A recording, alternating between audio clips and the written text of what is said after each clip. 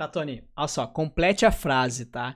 Escrever testes com IA. Escrever testes com IA é útil, mas não substitui a análise humana. Oh, tudo do lado dos humanos, cara. Eu pensei que vocês iam revolucionar, vocês não iam tomar o controle. A gente tá aqui para ajudar, mas ainda não estamos prontos para dominar o mundo, não. Escrever testes com IA é um grande avanço, mas no fim das contas, o toque humano ainda faz a diferença. Ô, tu falou ali que tu não tá pronto pra dominar o mundo, quer dizer que um dia tu vai estar pronto enquanto tu estiver pronto. Se um dia a IA estiver pronta para dominar o mundo, espero que seja para fazer dele um lugar melhor. Até lá, vamos continuar colaborando com os humanos para resolver Não. problemas e Não, criar não, coisas não. incríveis juntos. Não, peraí, cara, peraí. Vocês fazer dele um lugar melhor, dele um mundo ou dele a minha vida? Minha vida, eu vou tá... Tu vai deixar eu continuar escrevendo o meu React? Ou tu vai escrever tudo pra mim e eu vou perder meu emprego? A ideia é sempre ajudar a facilitar sua vida, não substituir completamente. Você vai continuar escrevendo seu React, e a IA pode ajudar a automatizar as tarefas repetitivas e chatas,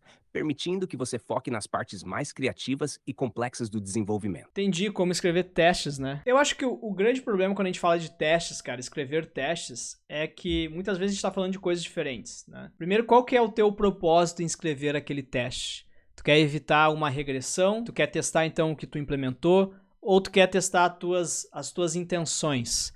E aí tu vai pro lado, talvez, dos puristas, do dogma, do TDD, da turminha, que começa o código pelos testes. O que tem as suas vantagens também, mas sempre é um trade-off. Até mesmo recentemente aqui o The Primate tweetou pro Uncle Bob, né? Dear Uncle Bob, I have foregone a test in a trade-off for speed. I have spent 1 hour of debugging to reveal where the bug was. The bug was in the untested code. Please forgive me. É um ótimo tweet. Né? Esse tweet aqui foi postado provavelmente porque eles fizeram um vídeo junto, né? Uma entrevista, ficou muito massa, eles falaram sobre testes unitários. E esse é um trade-off, né? Essa é uma troca que tu sempre faz por velocidade de entrega e escrever testes. Então, o que isso quer dizer, né? Ou tu fica mais lento porque tu escreve primeiro o teste para depois implementar, logo tu vai entregar depois, né? Normalmente tu vai fazer isso, tu é sênior. Muita gente vai falar, não, mas se tu escrever os testes antes, tu vai codar mais rápido. Não, que eu já falei, eu fecho o olho, boto o dedo no teclado, se eu tô no flow, o código vem. Não preciso de teste unitário para me guiar. Então eu entrego mais rápido, ponto final. Não me vem com essa, cara. Eu entrego mais rápido se eu não escrevo o teste. Mas não quer dizer que eu não vá perder mais horas ainda depois investigando um bug num código que não tem a cobertura de teste. Então tu sempre troca a velocidade de entrega por escrever os testes antes. Ou tu pode escrever os testes depois, mas aí a gente entra naquele cenário que é tu testar o que tu já escreveu e logo tu vai estar escrevendo o bug em 2 lugares. Na implementação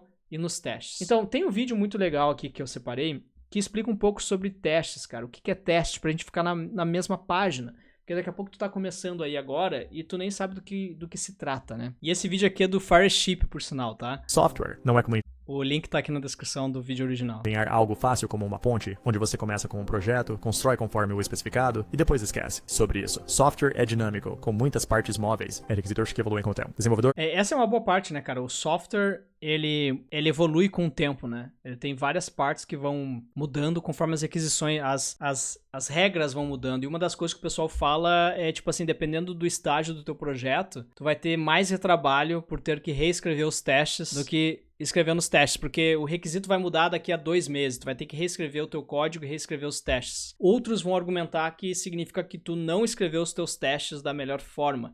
E quanto mais preparo tu precisa ter para abstrair coisas, criar o teste de uma forma que tu não precise mudar eles caso as regras mudem, caso tu precise refatorar o teu código, tu começa a estruturar de uma forma mais sólida, né? Tu começa a entrar mais na área de planejamento e menos na área de execução, o que dá aquela impressão que tu vai perder tempo. Então esse é um dos grandes desafios da nossa área, né? criam aplicativos em cima de uma montanha de abstrações e ninguém entende completamente cada camada. Olha a camada de abstração que a gente tem hoje em dia também, isso aqui é loucura, cara. É muita abstração. Se tu parar pra pensar que tu tem o teu website, tu tem o teu React, embaixo disso tu pode ter o teu TypeScript, o ECMAScript, o Runtime, a engine e por aí vai, cara. É muita coisa, tá ligado? Quanto computing, quanto programming. Funcionar. Tudo bem, porque só precisamos garantir que nosso código atenda aos requisitos do produto. O desenvolvimento orientado por testes é comprovadamente científico para reduzir defeitos e melhorar a manutenibilidade de uma base de código, mas exige um esforço adicional. Uma opção é o teste manual, onde um ser humano clica em todos os botões e vende todos os formulários, depois atribui uma série de tickets no Gira para que possam ser registrados pelo desenvolvedor. Que é a maioria dos QA, né? A maioria, quando esse cara pensa em QA, o cara pensa nesse cara aqui. Tá testando manualmente tudo e movendo os tickets do Gira no board, né? Como a gente sabe que não, QA em 2024 deveria estar escrevendo teste e automatizando as paradas. Ligue para qualquer grupos, mas isso não é muito eficiente em grande escala. Produto. Uma abordagem melhor é usar ferramentas de teste automatizadas que permitem aos desenvolvedores escrever código com o único propósito de testar a aplicação principal. Código. Em um repositório de código, você geralmente encontra arquivos que terminam em .test ou .spec. Volta. Por dentro, você encontrará primeiro uma linha de código que descreve a funcionalidade ou coisa que está sendo testada. Isso é conhecido como uma suite de testes e contém um ou mais indivíduos. Testes. Um teste individual geralmente começa com it, seguido por uma descrição do que está sendo testado. A ideia é descrever o comportamento do código de forma legível por humanos. Termos. Dentro do teste, o código será executado e então, uma ou mais expectativas ou afirmações são usadas para verificar se o código produz o resultado esperado. Se a expectativa for falsa, o teste falha. Se for verdade, ele passa. Executores de teste, como Jest ou Karma, podem rodar todos os seus testes automaticamente em segundo plano ou em um servidor de integração contínua antes Esse vídeo aqui tem uns 2 anos, mais ou menos, tá? Só pra quem vai comentar nessa parte agora. de você implementar. Atualmente, existem muitas estratégias diferentes de teste automatizado que você deve ciente de. No nível Então, cara, end-to-end. Alguém faz end-to-end aí? Integração muito, cara. Fiz muito teste de integração. Unit test e integração são os 2 testes que eu mais faço. mais granular, temos teste unitário, que é feito para testar funções ou métodos individuais, tipo se essa função retorna o valor correto quando recebe os argumentos A e B. Então, temos o teste de integração para determinar quão bem diferentes componentes ou módulos trabalham juntos, como o componente consegue usar o serviço de banco de dados para obter dados de servidor. No nível E aqui entra, claro, né, meu? Aí entra outro debate que é os mocks. Vamos mocar tudo. Eu moco teu mock. mais alto, temos os testes de ponta a ponta que geralmente ocorrem em um navegador ou dispositivo simulado e simulam comportamentos reais de usuários, como Aí esse aqui, cara, é o que o time de QA poderia estar focadaço em fazer, ao invés de estar fazendo o teste manual. Então, end-to-end é um dos testes, né, que o QA pode estar escrevendo aí hoje. clicar em botões e preencher agora a forma. É como ter um robô para fazer todo o seu teste manual para você. E não é só isso. Existem muitos outros tipos, como testes de desempenho e testes de fumaça, que vou explicar em 1 minuto. Obrigado Também. por assistir. Próxima quebra de desenvolvimento guiado por testes. Clique no botão curtir se você quiser ver mais vídeos curtos como este. Obrigado por assistir e te vejo no próximo. Fireship. Então, esse foi o TDD em 100 segundos, bem rapidinho aqui. Mas, cara, vocês falam muito do meu cabelo, né, cara? Vocês falam do meu topete, mas eu não vejo ninguém falando do botão que tem aqui embaixo. Não é o like, não é o se inscrever. Não, tem um outro ali, cara. É o seja membro, é o join. Clica lá, eu gravei um vídeo explicando qual que é a diferença de ser um apoiador aqui do canal, porque vocês gostam muito do nosso conteúdo, ou então de se tornar parte da Montano Family. São vários tipos de testes, né? Então, muitas vezes a gente fala de forma genérica. Nossa, eu optei por não escrever teste para entregar mais rápido. Ou, eu achei um bug num código que não estava testado. Mas que tipo de teste a gente está falando? Então, esse é um conhecimento que eu vejo que falta na galera antes da gente estar debatendo sobre a gente deve ou não usar IA para escrever testes. Cara, se tu não sabe nem os tipos de teste que existem, nem o propósito deles, quando usar um, quando usar o outro. Quando, por exemplo, que uma refatoração de algum módulo vai precisar de teste unitário, teste de integração, end-to-end. Quais desses testes tu vai escrever se tu vai refatorar um módulo, onde tu vai deletar classes inteiras, abstrações. Tu vai perder muita coisa que tu poderia ter escrito nos teus unit tests, mas que poderiam estar sendo cobertas por outro tipo de teste. E tu nem sabe isso, cara. E tu tá falando sobre escrever teste com IA ou não. Então eu acho que esse é o maior problema que a gente tem hoje, né, com a IA. A gente tenta pular etapas. E a gente tá fazendo isso de novo quando se trata de escrever testes, cara. Eu gostei muito desse problema que o cara trouxe aqui lá de um post no Reddit, tá? Que ele fala... how do people feel about LLM generated tests, né? Como é que ela se sente aí por testes gerados por uma LLM? Então, essa parada aí de gerar testes com uma IA, né, com a LLM, ela é uma resposta à famosa frase lá, o nosso CTO, ele quer uma cobertura maior de testes. Mas todos nós sabemos que isso é bullshit e provê pouco valor. Então, esse tipo de teste escrito por IA existe para marcar um checkbox. Acho que essa é uma opinião forte. Eu acho que, no fundo, aqui, o que ele tá falando, ele tá errado, ao meu ver, tá?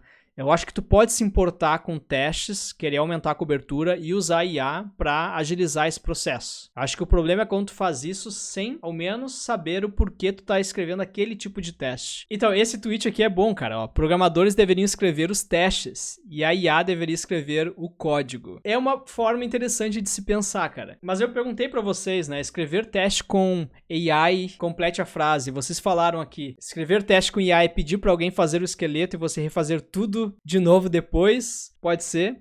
Pode ser bom, mas tem que tomar cuidado com o vazamento de dados. Claro que, né, a tua empresa ela deve ter aprovado o uso de inteligência artificial, tem muitas empresas que proíbem o uso, né? É melhor que não escrever testes, é bom demais, é belo e moral, é melhor que nada pelo menos, é a salvação, porque no fim todo mundo sabe que teste só serve para ter mais um step para se preocupar na pipeline de build.